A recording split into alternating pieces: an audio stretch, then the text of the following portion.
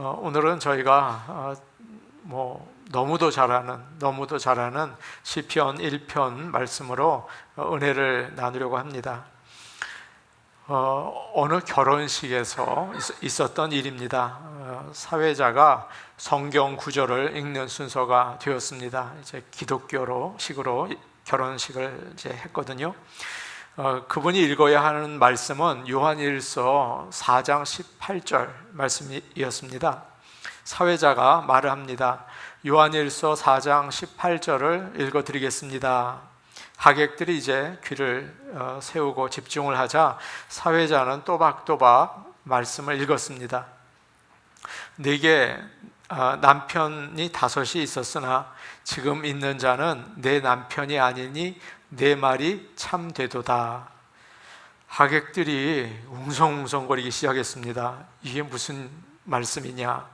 신랑 신부의 얼굴도 아주 빨갛게 달아올랐습니다. 가만히 보니까 사회자가 잘못 읽은 거예요. 엉뚱한 곳 읽었습니다. 요한일서 4장 18절이 아니라 요한복음 4장 18절을 읽은 겁니다. 사회자가 읽어야 할 요한일서 4장 18절은 이런 말씀이에요. 사랑 안에는 두려움이 없고 온전한 사랑이 두려움을 내어 쫓나니. 참 결혼식에 어울리는 그런 말씀이죠.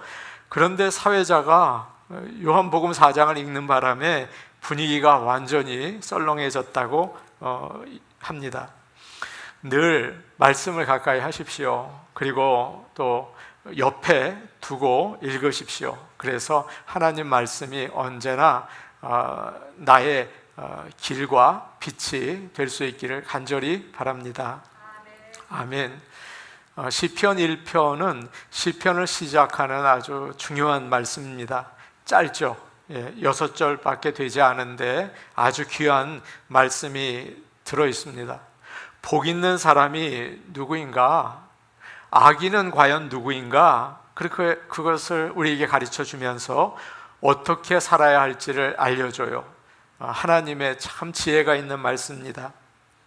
그런 지혜가 있게 되기를 바랍니다. 모든 사람은 복을 받기 원합니다. 정확히 말씀드리면 행복하기를 원하죠.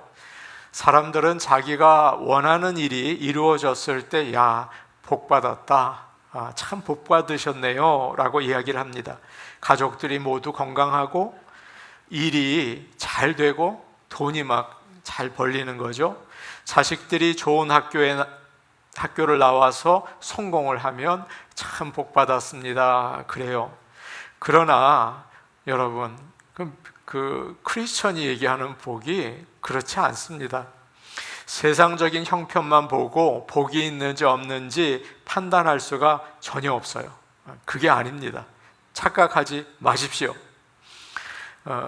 오늘 하나님이 말씀하시는 복은 그런 물질적인 복이 아닙니다. 내가 바르게 살지 못하면 물질적인 복은 여러분 오히려 화가 될 수 있지 않아요? 오히려 진노이지 않습니까? 세상 보십시오. 이상하게 가고 있지 않습니까? 그러면 복이 무엇입니까? 어떻게 복을 받는 것입니까? 성경에 많은 복이 나와 있는데 그 복을 다 받을 수 있는 우리 모두가 되기를 간절히 축복합니다. 아멘. 복이 있는 사람이 누구입니까? 오늘 말씀은 가장 먼저 복 있는 사람이 하지 않는 것, 복 있는 사람을 딱 보면 알거든요. 복 있는 사람은 이러지 않아요. 그 3가지를 이야기해 주고 있습니다. 1절 말씀 우리 같이 보겠습니다. 1절 말씀입니다. 함께 보십니다. 시작. 복 있는 사람은 악인들의 꾀를 따르지 아니하며 죄인들의 길에 서지 아니하며 오만한 자들의 자리에 앉지 아니하고. 아멘. 이 말씀은 사람이 죄에 빠지는 3단계를 이야기합니다. 점점 더 깊이 빠져 들어가는 거죠. 한국말로 보면 조금 명확하지 않은데 영어로 보면 아주 정확하게 그 뜻이 옵니다. Walk, stand, sit down. 처음에는 죄를 향해서 걸어가고 그 다음에는 죄의 길에 멈추어 서고 나중에는 거기에 주저앉는다. 이것이 1절의 말씀이에요. 먼저 복 있는 사람은 악인의 꾀를 따라가지 않습니다. 딱 보면 압니다. 그 절대 따라가지 않아요. 보통 악인이라고 하면 우리는 나쁜 놈, 뭐 그런 생각 드시죠? 아주 나빠. 그런데 여기서 악인은 그런 사람이 아니에요. 우리가 볼 때는 아주 좋아 보이는 사람일 수도 있습니다. 성경에서 악인이라는 말은 느슨한 사람, 연결되지 않는 사람이라는 그런 의미를 가지고 있습니다. 하나님과의 관계가 느슨해요. 하나님과의 관계가 끊어졌어요. 그래서 하나님을 생각하지 않고도 넉넉히 살아가는 사람. 그러니까 이 사람은 자기도 모르는 사이에 하나님을 멀리해요. 하나님을 생각하지 못하거든요. 그리고 그의 말씀대로 살지도 못합니다.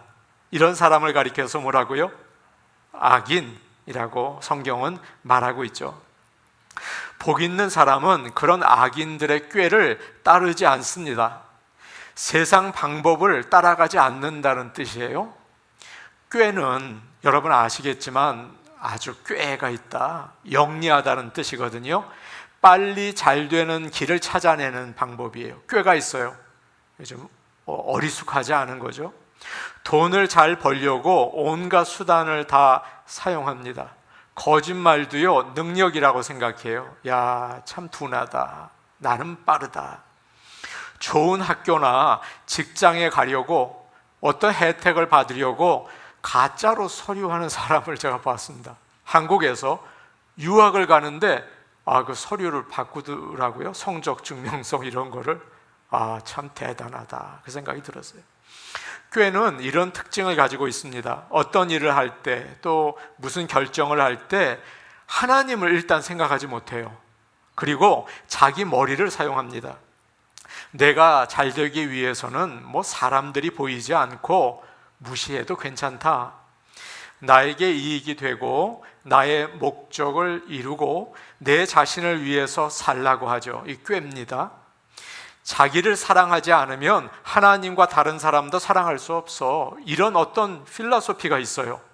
나를 먼저 사랑해야 하나님도 사랑할 수 있고 다른 사람도 사랑할 수 있지. 그래요. 여러분, 그게 세상 사람들의 생각이고 꾀인 것입니다. 비록 우리는 죄인이지만 예수님을 믿고 그의 피로 용서를 받았습니다. 아멘. 성령님께서 우리 안에 계십니다. 그래서 복이 있는 것입니다. 예수님이 복이에요. 헷갈리십니까? 예수님이 복입니다.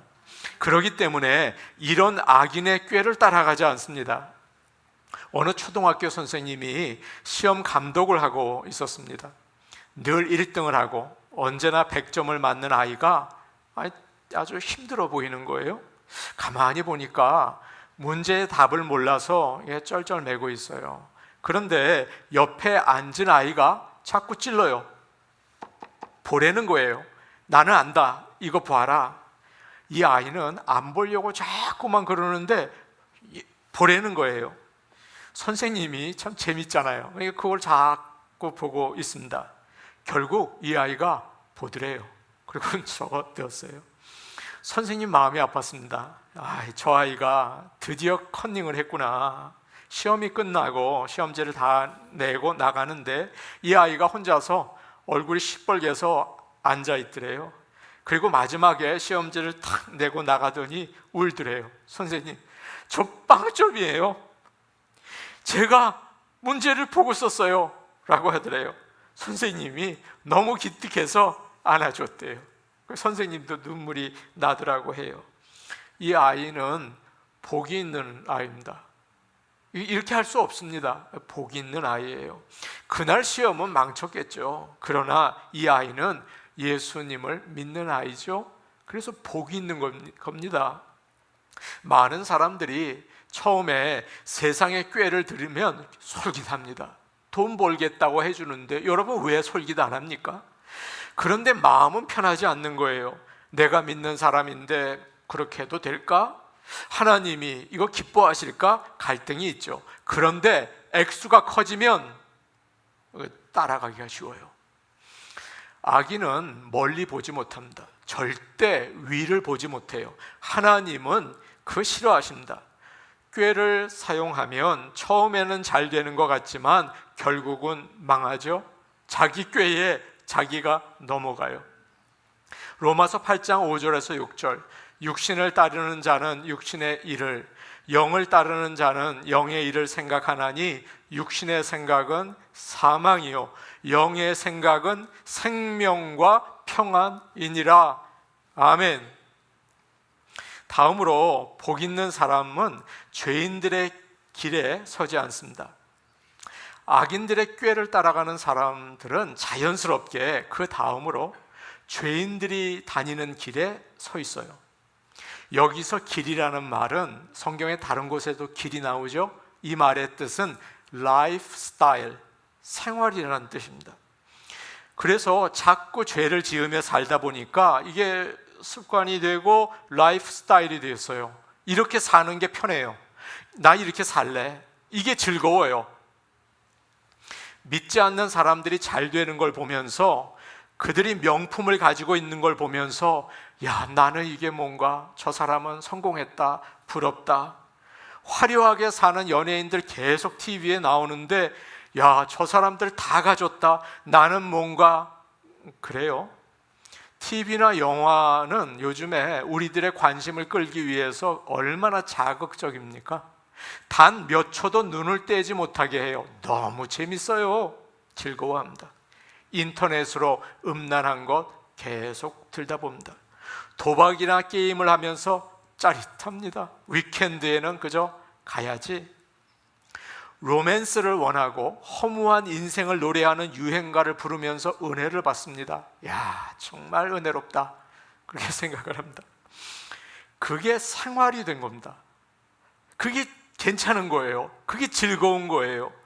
그런데 복 있는 사람은 그런 라이프 스타일을 따라가지 않는다, 거기에 살지 않는다라고 말합니다. 마지막으로 복 있는 사람은 오만한 자들의 자리에 앉지 않는다. 여러분, 오만한 자들의 특징은 비웃는 거예요. 이제 죄인들은 함께 길을 가다가 우리 저기 앉아서 좀 쉴까? 그래, 같이 앉아서 자리를 잡고 하나님을 비웃습니다. 하나님이 어디 있냐? 요즘에는 과학 시대다. 저 크리스천들을 봐라. 웃긴다. 제대로 먹고 살지도 못하면서 참 한심하지? 그러면서 놀려요. 여러분 보십시오. 그들은 하나님의 자리에 앉아서 하나님도 판단하고 다른 사람들도 판단해요. 이 정도 되면 소망이 없는 거죠. 복 있는 사람은, 다시 말해서 예수님이 함께 하시는 사람은 악한 자들의 꾀를 따라가지 않습니다. 죄인들과 어울려 있는 것을 즐기지 않습니다. 어려움 당하겠죠. 손해가 왜 없겠습니까? 재미가 없겠죠. 그러나 하나님 말씀대로 살고 싶어 해요. 이것이 바로 복 있는 사람의 모습이다 라고 1절은 우리에게 가르쳐주고 있는 것입니다. 자, 여러분은 어떻습니까? 세상 사람들과 어울려 세상 이야기 나누는 거, 나는 그거 참 싫더라. 오히려 하나님께 나는 예배드리고 싶고 하나님 일 열심히 하고 싶다. 성경 말씀 읽고 듣는 것이 즐겁고 나 정말 다른 사람들 사랑하고 싶다. 그런 마음이 생기세요? 그렇다면 여러분들은 축복받으셨습니다. 복 있는 자들입니다. 저와 여러분 모두가 성령이 충만하여 복 있는 자로 이 험한 세상 살아나갈 수 있기를 간절히 축복합니다. 아멘. 그렇다면 이제는 이제 긍정적인 거 이야기해야겠죠. 복 있는 사람이 가는 길이 무엇입니까? 앞에서 악인들을 멀리하라고 했으니까 이제는 의인들을 가까이 하라고 할 것 같죠? 그렇지 않아요. 2절 말씀 우리 같이 보겠습니다. 2절 말씀입니다. 같이 보십니다. 시작. 오직 여호와의 율법을 즐거워하여 그의 율법을 주야로 묵상하는 도다. 아멘. 복 있는 사람은, 복받은 사람은 여호와의 율법을 즐거워합니다. 여기서 즐거워한다는 말은 좀 왠지 맞지 않아 보이죠? 하나님이 사랑하는 거, 은혜 주는 건 좋아하지만 여호와의 율법을 즐거워하는 건 어려워요. 누가 법을 좋아합니까? 법을 지키기도 어렵고 안 지키면 혼나고 그러죠.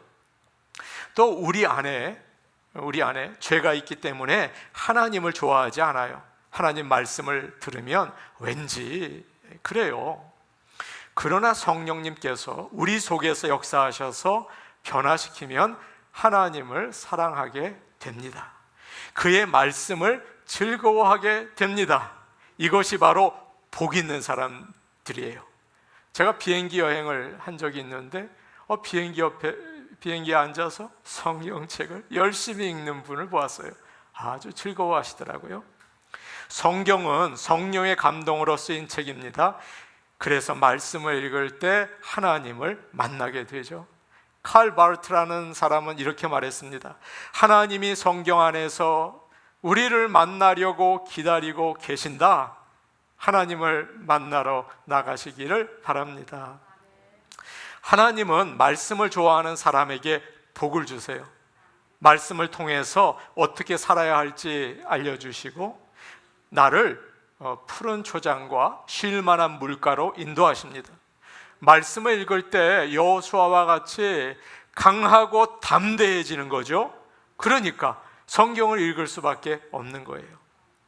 사람들은 누구나 즐기기를 원해요. 야, 오늘 어떻게 즐거울까? 여행을 가기도 하고 스포츠를 보기도 하죠. 즐겁기 때문입니다. 즐거움을 위해서는요, 비싼 돈을 아끼지 않아요. 그 운동장, 그 비싼 좌석도 사지 않습니까? 복 있는 사람은 그러나 다른 무엇보다도 하나님의 말씀을 즐거워합니다. 사랑하는 여러분은 하나님의 말씀을 대할 때 어떠세요? 즐거우십니까? 어떤 분은 말씀이 주는 맛을 전혀 모르셔서 성경을 읽으면 꿀같이 잠이 온다 주무세요. 우리가 잘 아는 이야기가 있습니다. 어떤 사람이 죽었습니다. 천국에 갔죠.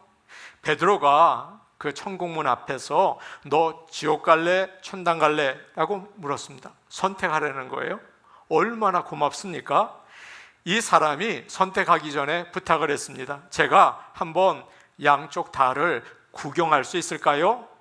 물론이지. 천국에 갔습니다. 천사들이 찬송을 부르고 성도들도 흰옷을 입고 같이 부르는데 너무 지겨운 거예요. 다음에 지옥으로 갔습니다. 거기 갔더니 카지노가 있는 겁니다. 그리고 술집도 있고 예쁜 아가씨들이 왜 이렇게 많이 왔다 갔다 거립니까? 너무 재밌었어요. 그래서 이 사람이 베드로에게 이야기를 합니다. 저는요, 아무래도 지옥 체질인 것 같습니다. 지옥으로 가겠습니다. 그랬어요. 그래, 가라. 너무 기쁘게 갔습니다. 그랬는데 가봤더니 거기가 아니더랍니다. 깊은 굴 속에 들어가서 뜨거운 곳에서 일을 하라고 하더래요. 화가 났죠. 아니 왜 전에 왔던 곳과 다릅니까? 물어봤더니 천사가 대답하기를 그때는 관광 비자로 온 거고 이번에는 영주권 가지고 왔기 때문에 여기에 살면서 일해야 한다. 그렇게 얘기하더라는 거예요. 무슨 말일까요? 천국은 아무나 가는 곳이 아니에요. 즐거워야 가는 것입니다. 천국 체질이어야 합니다. 찬송 부리는 게 즐겁고 예배 드리는 게 즐겁고 그래야 합니다. 사랑하는 여러분, 하나님께서 이 시간 우리 모두에게 은혜 베푸셔서 찬송이 기쁨이 되며 기도가 나의 능력이 되며 예배가 하나님께 올려지는 정말 큰 즐거움이 될 수 있기를 간절히 축복합니다. 아멘. 음식 좋아하는 분들이 계십니다. 그 좋은 식당을 찾아다니시더라고요. 그래서 맛있는 음식을 보면 너무 즐거워서 사진도 찍고 행복해합니다. 복 있는 사람이 누구일까요? 말씀의 맛을 아는 사람입니다. 설교 말씀뿐만 아니라 내가 가지고 있는 이 성경으로 읽는 그 말씀을 통해서도 맛을 아는 사람들이에요. 여러분, 그 맛을 깨달을 수 있기를 간절히 바랍니다. 시편 119편 103절 주의 말씀에 맛이 내게 어찌 그리 단지요 내 입의 꿀보다 더 다니이다. 아멘. 그래서 말씀을 읽고 묵상할 때 즐거움이 있는 거죠. 우리는 TV나 인터넷에 얼마나 많은 시간을 사용하고 있는지 몰라요. 현대인들이 텔레비전 앞에서 보는 시간이 1년에 약 1000시간이라고 합니다. 1년에 거의 42일을 보는 거죠. 나이가 들면 들수록 더 늘어난다고 해요. 컴퓨터나 스마트폰으로 인터넷을 보는 시간까지 합하면 정말 엄청난 시간을 스크린 앞에서 보내게 되는 거죠. 만일 우리가 100세까지 산다면 인생의 4분의 1을 스크린 앞에 있는 거예요. 스마트폰을 사용하는 사람의 80%가 아침에 눈을 뜨자마자 15분 안에 전화기를 확인하고 하루 종일 수십 번 본다고 해요. 여러분 아침에 눈 뜨자마자 뭐 하십니까? 뉴욕 타임즈에 의하면 미국인들 4명 중에 1명, 저는 더 많을 수도 있다고 생각하는데 화장실 갈 때 그냥 가지 않으신대요. 전화기 들고 간다고 합니다. 보통 심각한 문제가 아니죠. 우리는 모두 정신없이 세상을 바라보며 달려가고 있지 않습니까? 재밌는 거예요, 세상이. 도저히 하나님께 갈 시간을 낼 수가 없어요. 바쁘거든요. 하나님을 사랑한다면 다른 무엇보다도 하나님의 말씀을 가까이 하시기를 바랍니다. 말씀을 읽는 영적인 습관이 필요한 거죠. 습관은 자꾸 저쪽으로 가 있는데 내 몸을 틀어서 말씀을 향해서 가야겠죠. 어느 분이 요즘에 우리 성경 읽기 하고 있지 않습니까? 그런데 틈나는 때마다 어떤 분은 전화기로 뉴스 보고 재밌는 비디오를 보는데 성경을 전화기로도 읽을 수 있다는 거예요. 그래서 그분은 전화기로 말씀을 읽고 들으신대요. 여러분 이렇게 지혜롭게 하나님의 말씀을 가까이 하셔서 하나님을 사랑하시기를 바랍니다. 잘 알려진 어느 큰 회사의 사장님이 계신데 믿음이 좋은 집사님이세요. 원단 수출하는 공장인데요, 너무 잘 돼서 나라로부터 공로상을 받으셨어요. 기자가 인터뷰를 하면서 물어봤습니다. 어떻게 사업을 그렇게 잘하십니까? 대답은 영 엉뚱한 대답이었어요. 저는 성경 씁니다. 날마다 은혜를 받습니다. 그 힘으로 사업을 합니다.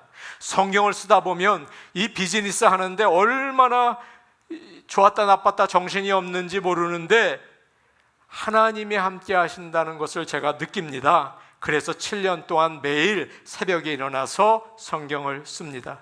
사업이 어려운데도 괜찮습니다. 사람을 만날 때 두렵지 않습니다. 이렇게 하나님의 말씀을 묵상하면 말씀이 저에게 능력과 믿음을 줍니다 라고 인터뷰하셨대요. 여러분 필요한 말씀이 아닙니까? 성경을 읽고 쓰면서 그 한 절 한 절이 나에게 주는 말씀을 묵상할 때 뜨거워지죠. 그 말씀은 참으로 이 세상을 복 있게 살아나갈 수 있는 생명을 줍니다. 하나님의 말씀을 즐거워하고 묵상하는 정말 복 있는 성도들 되시기를 축복합니다. 아멘. 하나님께서는 드디어 복을 우리에게 베풀어 주시죠. 3절 말씀 우리 같이 볼까요? 3절 말씀입니다. 같이 보십니다. 시작. 그는 시냇가에 심은 나무가 철을 따라 열매를 맺으며 그 잎사귀가 마르지 아니함 같으니 그가 하는 모든 일이 다 형통하리로다. 아멘. 여기에 나무가 하나가 자라는데 좋은 나무입니다. 이 나무는 산에서 자라지 않습니다. 농부가 가져다가 옮겨 심었습니다. 시냇가에 심겼죠. 우리 교회처럼 말입니다. 물이 졸졸 흐르는 시냇가가 아닙니다. 그러면 가뭄이 오면 이게 마르지 않겠습니까? 많은 물이 흐르는 큰 시내입니다. 그래서 물이 충분히 있어요. 한여름에 해가 뜨겁게 내리쬐고 비가 오지 않으면 땅이 타요. 그래서 모든 풀이 누렇게 마르게 되죠. 그러나 이 나무는 뿌리를 깊이 내려서 그 물을 빨아들입니다. 한 가지 특징이 있습니다. 애쓰지 않아도 됩니다. 저절로 봄이 되면 새로운 가지가 나오고 거기서 잎이 자라고 꽃이 피고 꽃이 떨어져요. 그러나 그 자리에서 열매가 맺히게 됩니다. 복 있는 사람은 하나님의 말씀을 즐거워하고 묵상하는 가운데 애쓰지 않아도 저절로 사람이 열매를 맺게 됩니다. 하나님의 말씀, 예수님이 포도나무인 것처럼 그에게 붙어있는 교회 되기를 바랍니다. 나무가 잘 자라서 꽃이 피고 열매를 맺으면 누가 행복할까요? 나무 주인이 좋아합니다. 야, 농사 잘 됐다. 지나가는 사람들은 거기서 쉬고 열매를 따먹는 거예요. 열매는 하나님께 기쁨을 드리고 또 사람들에게도 기쁨을 주지요. 하나님을 사랑하고 사람들을 사랑하게 되는 것입니다. 어느 교회에 트레스 디아스에서 있었던 일입니다. 봉사활동을 하신 어느 집사님이 페이스북에 글을 올렸어요. 여러분 한번 들어보세요. 봉사하는 내내 마음이 너무나 불편했다. 나는 열심히 봉사하는데 다른 팀 멤버가 뺀질뺀질 거렸다. 그래서 하나님께 기도했다. 하나님, 저는 열심히 일하는데 저 사람 너무 뺀질거려요. 미워요. 그랬더니 하나님께서 바로 응답해 주셨다. 나도 눈이 있다. 너나 열심히 해라. 그래서 나는 순종했다. 여러분, 하나님이 눈이 있으십니다. 여러분이 일러 바치질 이유가 없습니다. 이 집사님은 하나님의 일을 하면서도 하나도 열매를 맺지 못했어요. 지만 생각하니까. 자기만 생각하는 사람은 열매 맺지 못해요. 하나님과 사람들에게 기쁨을 주지 못합니다. 예전에 목회를 잘 하신 에드 답슨 목사님이 책을 쓰셨습니다. 그는 12년 동안 돌아가시기 전에 루 게릭 병이라는 것을 알았습니다. 루 게릭 병은 여러분이 아시는 것처럼 근육이 점점 줄어들어서 마비가 되는 병이죠. 목사님은 이 병을 앓으면서도 감사하기 위해서 애를 쓰셨어요. 여러분, 감사는 애를 써야 되는 거예요. 이렇게 쓰셨습니다. 나는 감사하지 않을 일들이 너무 많다. 더는 셔츠 단추를 채울 수 없다. 두꺼운 옷을 입을 수 없다. 머리 위로 오른손을 올릴 수 없다. 글을 쓸 수도 없다. 오른손으로 음식을 먹을 수도 없다. 왼손으로 음식을 먹지만 이제 그것도 점점 힘들어지고 있다. 시간이 갈수록 어려움이 더 심해질 것이다. 여러분, 우리의 모습 아닙니까? 나이가 들면 그렇게 될 수 있지 않겠습니까? 그러니 나는 도무지 무엇을 감사해야 하는가? 아니다. 아주 많다. 주님, 오늘 아침 저를 깨워주셔서 감사합니다. 주님, 침대에서 몸을 뒤집을 수 있어서 감사합니다. 주님, 여전히 침대에서 일어날 수 있어서 감사합니다. 주님, 화장실까지 갈 수 있어서 감사합니다. 주님, 여전히 이를 닦을 수 있어서 감사합니다. 주님, 여전히 아침 식사를 할 수 있어서 감사합니다. 주님, 여전히 말을 할 수 있어서 감사합니다. 맞죠? 아직도 많다. 나는 루게릭 병과 함께하는 여행에서 내가 할 수 없는 일이 아니라 할 수 있는 일에 초점을 맞추는 법을 배웠다. 내 삶의 작은 일에 감사하고 내가 여전히 할 수 있는 많은 일에 감사하는 법을 배웠다. 여러분, 복 있는 사람들은 계절마다 열매를 맺어요. 모든 게 잘 될 때 감사의 열매, 어려움이 올 때는 여러분 너무도 귀한 성품이 되지 않습니까? 겸손의 열매, 또 걱정이 생길 때는 평안의 열매, 아플 때는 믿음의 열매, 나를 힘들게 만나는 사람 딱 만났을 때 인내의 열매를 맺고, 믿지 않는 사람을 만났을 때는 전도의 열매를 맺어요. 사랑하는 성도 여러분, 우리도 시냇가에 심은 나무처럼 시절마다 열매를 맺고 하나님께 영광을 돌리는 천국 백성으로 이 인생 살아나가시기를 바랍니다. 복 있는 사람은 많은 것을 가진 사람이 아니라 그런 평안과 즐거움을 누리며 풍성한 인생을 살아낼 수 있는 능력의 사람들입니다. 그런 모든 성도들 되시기를 축복합니다. 아멘. 우리 같이 기도하시겠습니다. 오늘 오신 하나님 아버지, 저희에게 예수 그리스도를 허락하셔서 감사합니다. 예수님께서 성령으로 우리 안에 계심으로 인해서 우리가 복 있는 사람으로 살게 하시니 감사합니다. 어디에 있든지 무엇을 하든지 요셉처럼 형통한 자들, 복받은 자들로 살게 하여 주시옵소서. 항상 주 안에서 평안과 즐거움 누리며 동행하는 삶을 살게 하여 주시옵소서. 예수님의 이름으로 기도하옵나이다. 아멘.